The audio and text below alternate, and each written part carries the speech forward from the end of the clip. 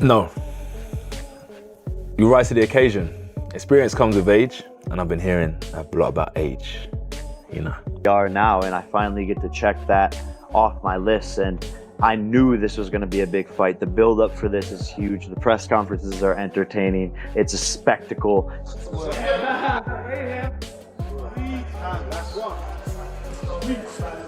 With only 17 days remaining before Anthony Joshua and Jake Paul step into the ring, the pressure is building fast. Both men are pushing themselves to the edge as training reaches its most critical phase. Joshua is refining his explosiveness, precision, and movement, while Jake is grinding through brutal conditioning sessions to match the pace. At this point, every workout carries weight, and the energy surrounding the matchup gets more intense with each passing day. And I have nothing but love for him, but I'm going to knock him out respectfully, and you know, we can hug and kiss afterwards, specifically kiss.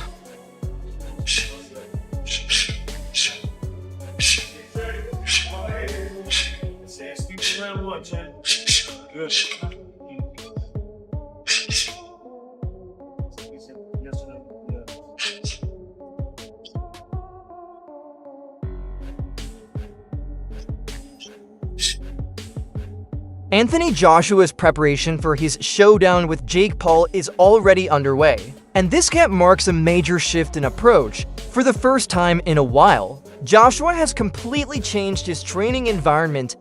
After suffering a knockout defeat in September 2020 and undergoing elbow surgery, this camp carries a different level of urgency. Reports say he's focusing heavily on conditioning, technical refinement, movement drills, and ring IQ, all under the guidance of coaches connected to Alexander Usyk. The goal is simple: step into the ring sharper, smarter, and more complete than before. Joshua himself admits the switch has been drastic. Working under a new team has pushed him beyond his usual limits. Both mentally and physically, this camp is about rebuilding his confidence, sharpening the tools that made him dangerous, and preparing for what could be one of the most important comeback fights of his career.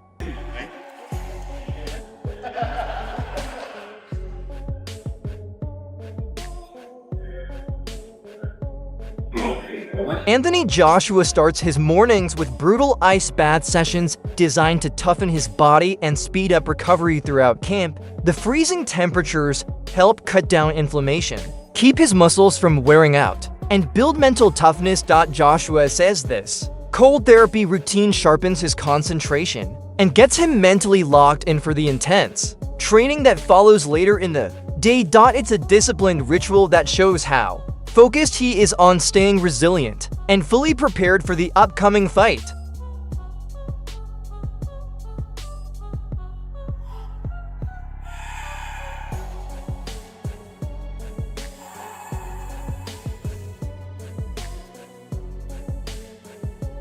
Anthony Joshua is fully locked into a training environment built on discipline, technical accuracy, and constant improvement. He's surrounded by a coaching team known for their emphasis on precision, timing, and high-level ring IQ, and Joshua approaches every session with intent. His workouts are centered on sharpening explosive offense while developing a defense that reacts instantly and instinctively. Coaches watch everything: his timing, his foot patterns, the variety in his punches, pushing him to break old habits and replace them with smarter, sharper movements. Those observing from the sidelines can see how seriously he takes each correction. Joshua isn't relying on raw power alone anymore. He's refining his understanding of angles, distance, and counter opportunities. His movement is becoming more calculated as he flows from defensive slips into crisp counter combinations. Inside this camp,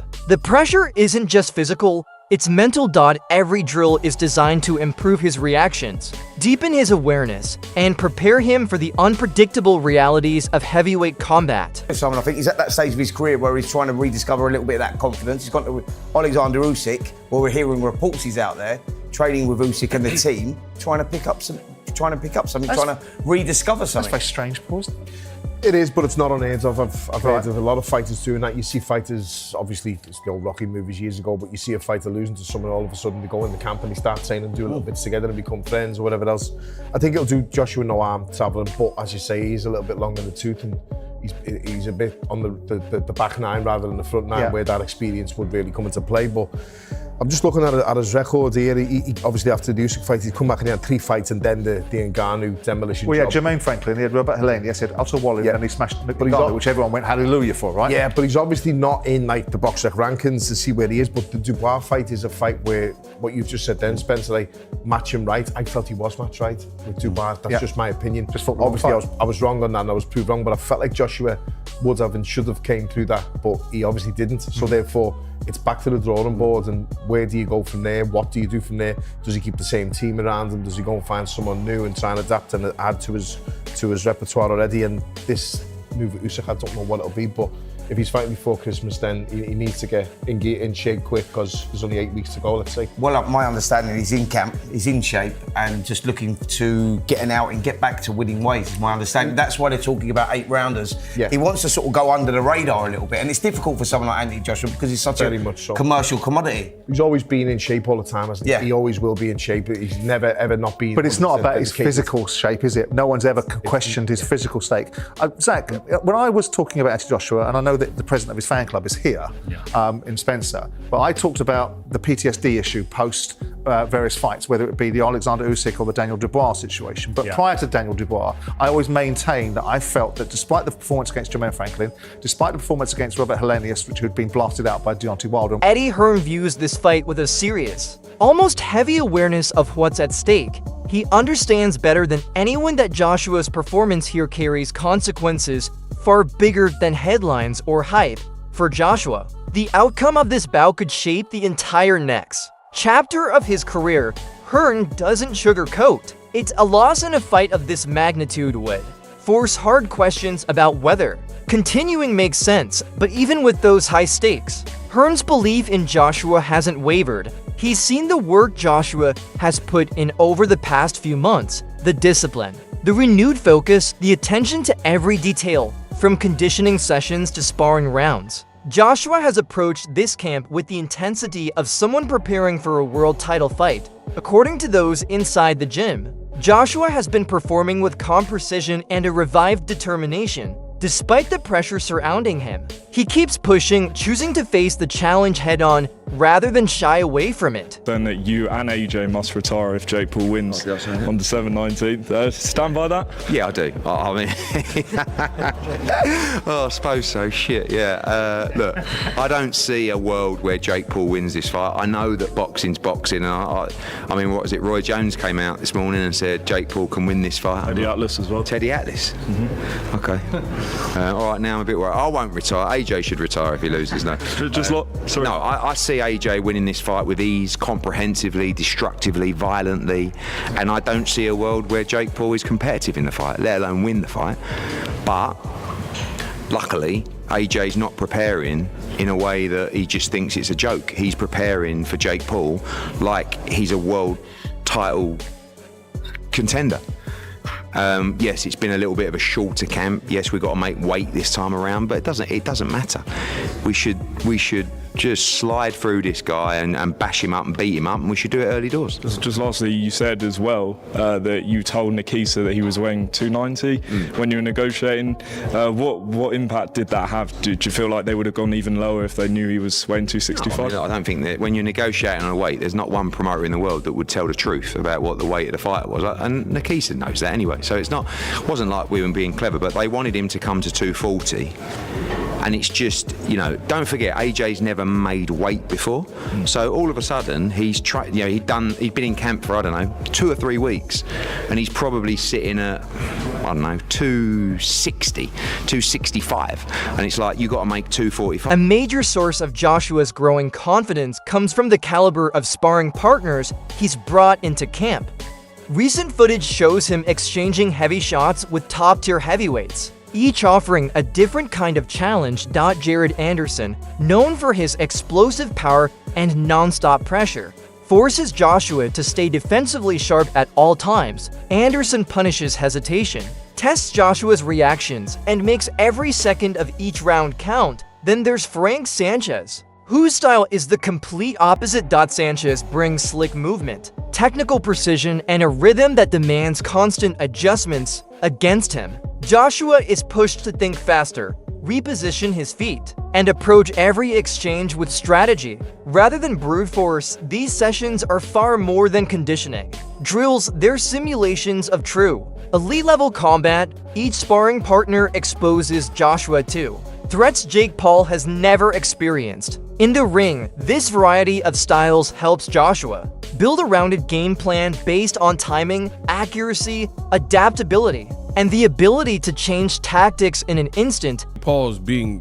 dwarfed by these way bigger heavyweights like Jared Anderson, Frank Sanchez, and Lawrence Okolie. Okolie is like 6'4.5", 6'5", and these guys are like 6'3", 6'4", probably. So now Jake Paul is the one that's smaller. So first of all, I will give credit to Jake Paul. Clearly, he's a person who is taking his career seriously. These are quality sparring. I mean, a real boxer, because people say he's not a real boxer, but a real boxer would be using the same guys in their sparring camp. In fact, I just told you Joshua used Lawrence Okolie. I don't know if he sparred with Anderson or Frank Sanchez, but these are all regular ranked heavyweights. So credit to Jake Paul for that. And I mean, he's going to need it. Joshua is a different breed to, like, you know, a Mike Perry when it comes to boxing. Different frame, different size. In case you didn't believe me, right? Jake Paul, this is what MVP Promotions posted. So Jake Paul top sparring, right? Heavyweights. And here's some pictures of Joshua with Lawrence Okolie. And again, Joshua, a big dude, but you see Lawrence Okolie, and he probably was cruiserweight back then. I mean, I don't know exactly when this picture was taken, but he's only like an inch shorter than Anthony Joshua. And now, as he's moved up to the full heavyweight, he has filled out more. You see, he looks even bigger than when he was a cruiserweight. Now, I gotta research it, but I want to say I thought Lawrence Okolie. Jake Paul is stepping in with sparring partners who completely tower over him. Fighters like Jared Anderson, Frank Sanchez, and Lawrence Okolie. Okolie is around 6'5", while the others range from roughly 6 feet 3 inches to 6 feet 4. In these sessions, Jake is the smaller man for a change. To be fair, credit must be given where it's due. Jake Paul is clearly treating his boxing career seriously. These are legitimate, high-level sparring partners, the same type of fighters a seasoned professional would prepare with. Even Anthony Joshua has worked with Lawrence Okolie in the past. Maybe he didn't spar Anderson or Sanchez specifically, but they are all ranked heavyweights. And bringing in this level of opposition shows that Jake is not cutting corners, and he needs that level of preparation. Joshua is nothing like the opponents Jake has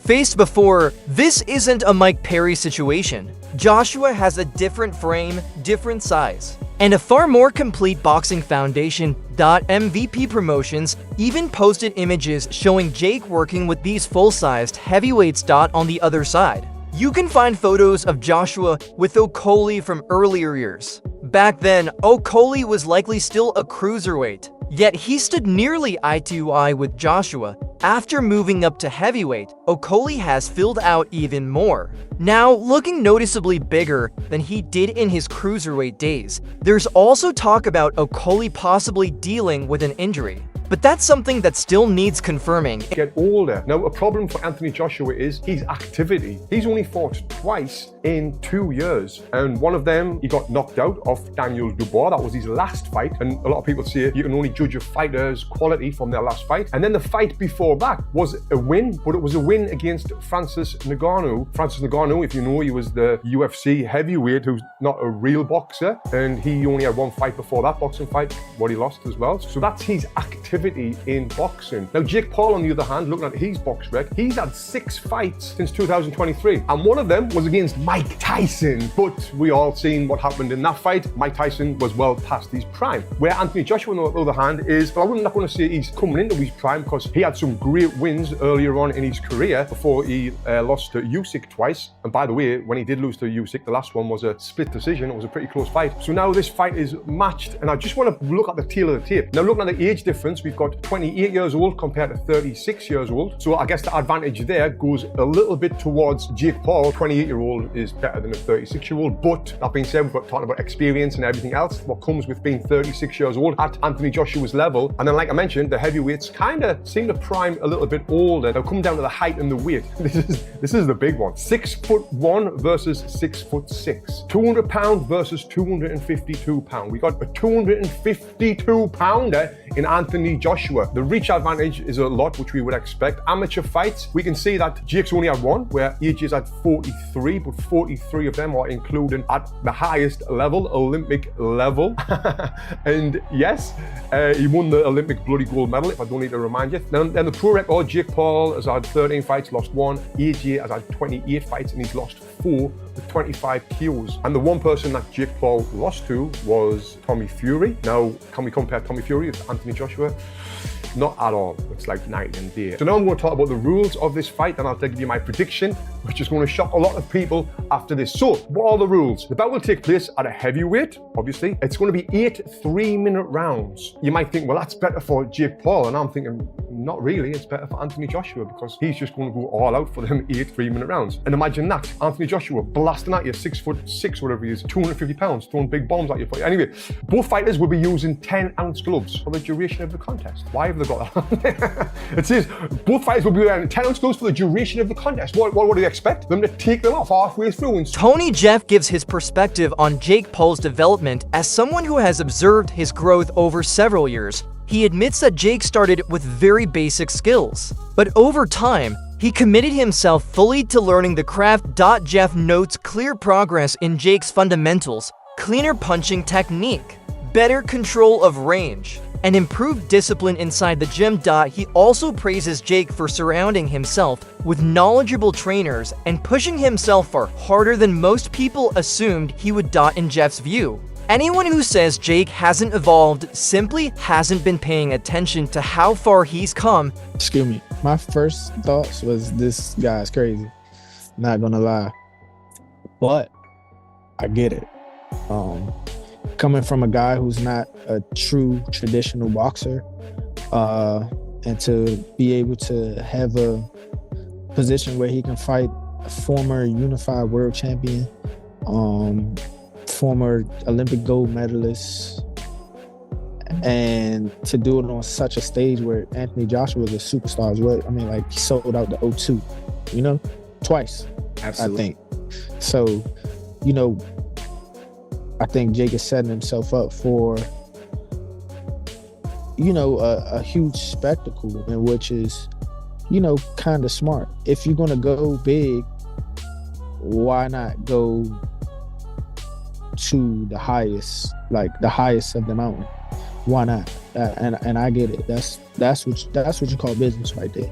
And I've seen a lot of guys calling them out, from like Gabe to, other guys who are boxers. Yeah, like guys who actually beat them. But why would he settle for those guys when he could fight Anthony Joshua? So I think that's, I think that's smart. I think that's super smart.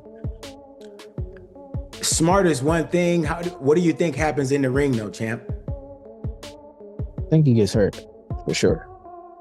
I think he gets obliterated. Something close to like Francis Ngannou.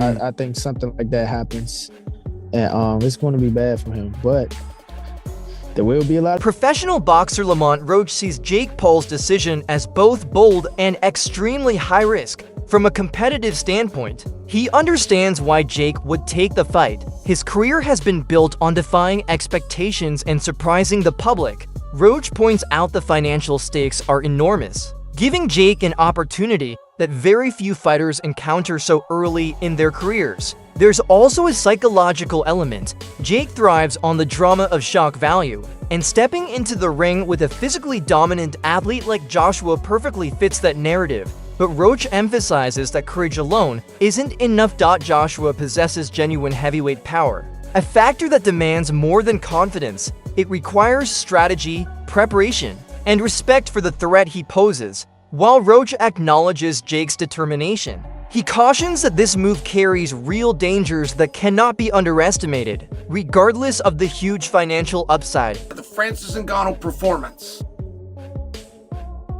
What if Jake makes it 5 rounds, 6 rounds? What if Jake made it to the distance? What if Jake won a round? Now, it's very hard to believe.